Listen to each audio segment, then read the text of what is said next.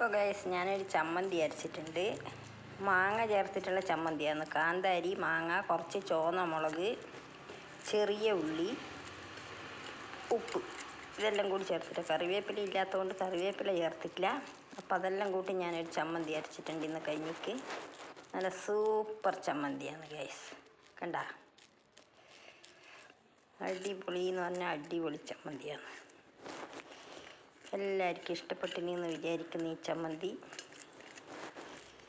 കണ്ടല്ലോ, നല്ല സൂപ്പർ ചമ്മന്തി ആയിട്ടാണ്.